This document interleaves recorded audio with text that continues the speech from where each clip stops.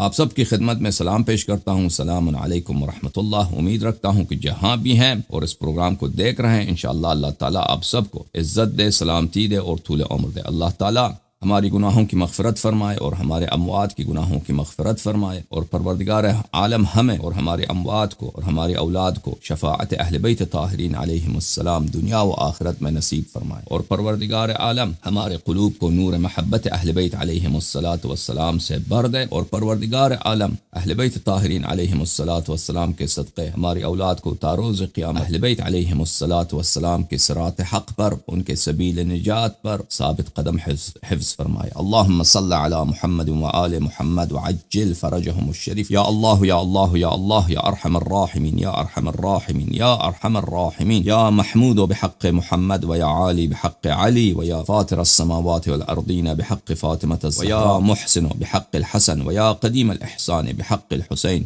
نسألك ونقسم أن تصلي على محمد وآل محمد وأن تعجل لوليك الفرج. اللهم عجل لوليك الفرج، اللهم عجل لوليك الفرج، اللهم عجل لوليك الفرج، اللهم عجل لوليك الفرج. اللهم صل على محمد وآل محمد وعجل فرجهم الشریف۔ میرے محترم ناظرین، آج کے اس پروگرام میں انشاءاللہ تبارک و تعالی آپ کے کالرز ان کے کالز کے جواب دیں گے انشاءاللہ تبارک و تعالی۔ تو میں لائن ڈال دیتا ہوں اسکرین پر، جو لوگ کال کرنا چاہتے ہیں وہ کال کر لیں، اپنے سوالات کر لیں تاکہ انشاءاللہ سب کے سوالات کا جواب دیا جائے۔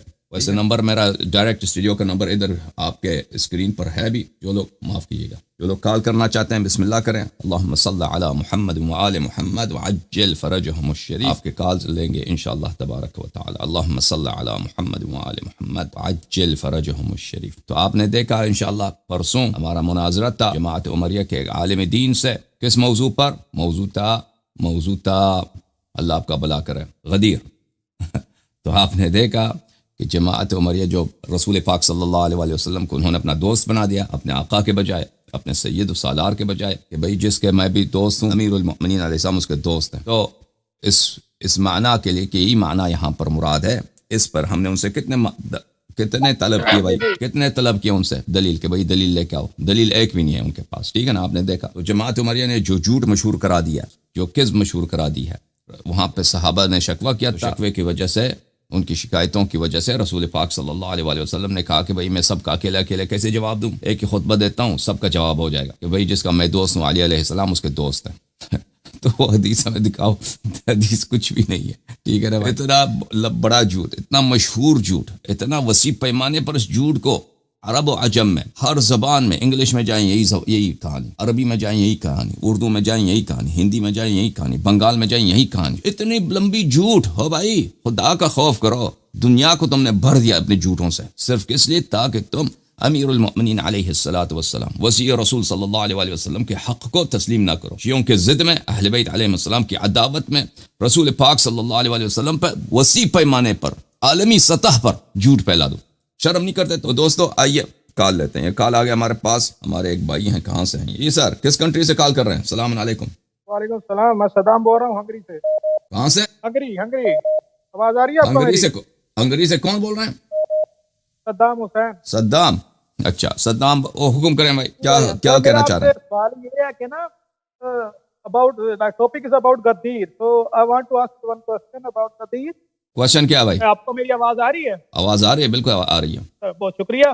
تو سر میرا کوشچن یہ ہے کہ غدیر پہ تو دیکھے جب ہولی پراپٹ صلی اللہ علیہ وسلم نے مولا علی کا ہاتھ کھڑا کر کے اعلان کیا تھا مولا علی کی ولایت کا، on that time there was a lot of like صحابہ کرام رضوان اللہ اجمعین، but جب ابوبکر نے اپنی خلافت کا اعلان کیا تب ان کو سپورٹ کرنے والے بہت کم نظر آتے ہیں۔ تو اس کی وہی ریزن ہے نا کہ رسول پاک صلی اللہ علیہ وآلہ وسلم نے فرمایا انت منی بمنزلت ہارون من موسیٰ۔ جب حضرت موسیٰ علیہ السلام کوئی طور پہ گئے تھے، بنی اسرائیل سب مسلمان تھے، سب صحابہ تھے، اور مسلمان بھی ایسے نہیں تھے کہ موسیٰ علیہ السلام کی وجہ سے مسلمان ہوئے، وہ پہلے سے مسلمان تھے، سب نبی زادہ ہیں، سب حضرت ابراہیم علیہ السلام کے نسل سے، حضرت یعقوب، حضرت یوسف علیہ السلام، حضرت اسحاق علیہ السلام کے نسل سے، ان کے بنی اسرائیل میں بڑے بڑے انبیاء گزرے، اور قرآن نے بھی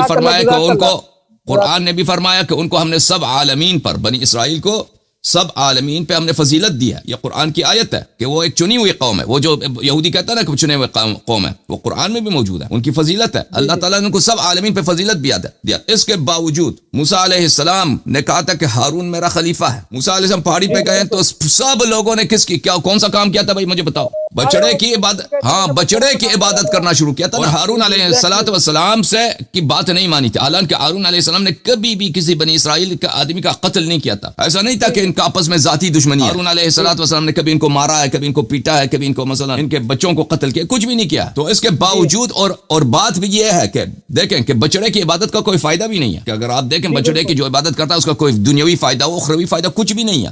اس کے باوجود انہوں نے کیا ہے, ٹھیک ہے نا.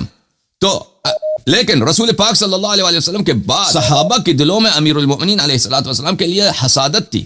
ان کے دلوں میں ان سے دشمنی تھی. کیونکہ انہوں نے مختلف جنگوں میں ان کے جتنے سردار تھے, مختلف قبائل کے سردار تھے, ان کے جنگجو تھے, ان کے نوجوان تھے, ان کو جہنم واصل فرمایا تھا اسلام کی دفاع کے لیے, قرآن کی بقا کے لیے. اور وہ لوگ مسلمان ہوئے تھے. یہ بھولے تو نہیں تھے کہ بھئی ابھی کوئی شخص 1 سال پہلے مسلمان ہوا, کوئی شخص 2 سال پہلے 3 سال پہلے مسلمان ہوا, ابھی اس کو وہ بھول تو نہیں گیا کہ اس کے چچا کو, اس کے بھائی کو, اس کے چچا زاد بھائی کو, اس کے قبیلے کے سردار کو, کسی کے سسر کو, کسی کے باپ کو انہوں نے قتل کیا جنگوں میں. اس کے اور پھر حسادت بھی ہے, اور پھر تو یہ ایک طرف سے دشمنی ہے, اور دوسری طرف خلافت ایک ایسی چیز ہے کہ اس میں سب لوگ اس میں کیا کرتے ہیں, اس میں اس کو حاصل کرنے کی کوشش کرتے ہیں. دنیا داری یہ کہ اگر آپ دنیا طلب کریں, ابھی پاکستان میں کون ہے جو ممبر اسمبلی نہیں بننا چاہتا؟ آپ کسی بھی پاکستانی سے کہہ دیں کہ آپ MNA بننا چاہتے ہیں یا پنجاب کے اسمبلی کے ممبر, وہ کہے گا جی ہاں بننا چاہتا ہوں. آپ پنجاب کا گورنر بننا چاہتے ہیں, جی ہاں بننا چاہتا ہوں. تو حکومت کو حاصل کرنا یہ ایسی بات نہیں ہے کہ اس سے لوگ جو ہے نا اس کے متعلق لا تعلق ہوں. لوگوں کے دلوں میں ہے کہ حکومت ہم حاصل کریں. اس لیے صحابہ کے دلوں میں بھی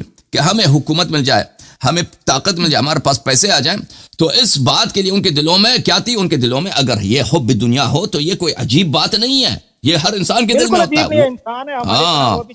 ہاں, پاور اسٹرگل, پاور اگر وہ چاہتے ہیں تو ابو بکر, عمر, ابو سفیان, ان لوگوں نے ان قبائل کو اور مختلف صحابہ کو ان کو بڑے بڑے وعدے دیے کہ آپ ابھی جو ہے شام فتح ہونے والا ہے, ابھی ایران فتح ہونے والا ہے, ہم یہاں پہ وہاں سے لونڈیاں لے کے آئیں گے, لڑکیاں لے کے آئیں گے, اور آپ کو گورنرشپ دیں گے, آپ کو پیسے. قبیلے کے سرداروں کو اس طرح انہوں نے اپنے ساتھ ملا لیا. اور ویسے بھی لوگ جو کیا تھے, امیر المؤمنین علیہ الصلوۃ والسلام سے وہ اس طرح نہیں تھے کہ ان کے دل میں ان کی نیت پاک ہو, ان سے محبت ہو. تو اس لیے جو ہے صحابہ نے ساتھ چھوڑ دیا, اکثر صحابہ نے ساتھ چھوڑ دیا امیر المؤمنین علیہ السلام کا. اور جن لوگوں نے ابو بکر سے بیعت نہیں کی کہ ہم آپ کو خلیفہ نہیں مانتے, انہوں نے کہا ہم آپ کو زکوٰۃ نہیں دیں گے, ہم آپ کو نہیں جانتے بھائی, آپ ہمارا خلیفہ نہیں ہیں. تو ان سب کو تہس نہس کر دیا گیا, قتل کر دیا گیا, ان کے بچوں کو اسیر بنایا گیا. وہ تو کہانی کافی مشہور ہے. اوکے سر, جیسے آج کل پاکستان میں ہو رہا ہے, جو عمران خان کے ساتھ والے بندے ہیں وہ غریب آدمی جیل میں جا رہے ہیں, باقی دوسرے ہیں وہ باقی عیاشی کر رہے ہیں. جی سر, اللہ آپ کا بھلا کرے. Thank you sir. تھوڑا سا غدیر سے تھوڑا سا ہٹ کے اگر اجازت ہو تو پوچھ لوں آپ سے. جی سر. سر میرا کوشچن یہ ہے کہ نا پاکستان میں نا جو لڑکے حضرات, ہمارے مرد حضرات ماتم کرتے ہیں, زنجیر زنی کرتے, قمیضیں انہوں نے اتاری ہوتی ہیں, اور ادھر لڑکیاں بھی ہوتی ہیں اور بندے بھی ہوتے ہیں. جب آپ اپنا کپڑا اتار دیتے ہو, یہ تو غیر محرم کے لیے پانا گناہ ہے نا, تو یہ آپ نہیں گناہ نہیں ہے. اس بارے میں دیکھیں رسول پاک صلی اللہ علیہ وسلم خود ان کا کپڑا جو تھا نا, اکثر جو وہ کپڑے پہنتے تھے, ایک دھوتی پہنتے تھے, اور دھوتی کے اوپر وہ ایک چادر ڈالتے تھے, کندھوں پر, ٹھیک ہے نا. یہ ان کا اکثریت, ان کا لباس یہ ہوتا تھا. یہ امامہ پہننا یا سر پہ ٹوپی پہننا یہ کم ہوتا تھا. یہ پہنتے تھے لیکن چالیس بھی ڈالتے تھے, یعنی سر پہ بھی کپڑا ڈالتے تھے, لیکن اکثر ان کا کپڑا 2 ہی ہوتے تھا. عرب کا یہی رسم تھا. یعنی آج آپ حج پہ جاتے ہیں نا, حج پہ وہاں پہ مرد بھی ہوتے ہیں, عورتیں بھی ہوتی ہیں.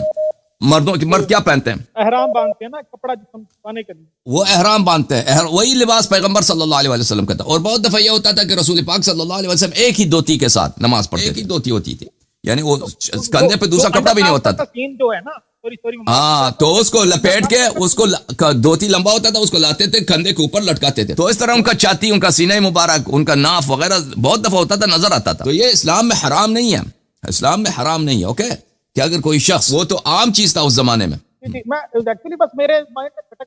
یہ کلچر ہے, یہ پاکستان, انڈیا اور مسلمانوں کا کلچر ہے کہ بھائی مرد جو ہے قمیص پہننا کرے نا. لیکن اگر مرد قمیص نہ پہنے, مثلا وہ کاندھے پہ کوئی وہ رومال رکھ دے وغیرہ, اس سے یا نہ بھی رکھے, تو اس میں حرمت نہیں ہے, حرام نہیں ہے. Okay, thank you sir. Thank you so much sir. Okay Saddam صاحب, تھینک یو.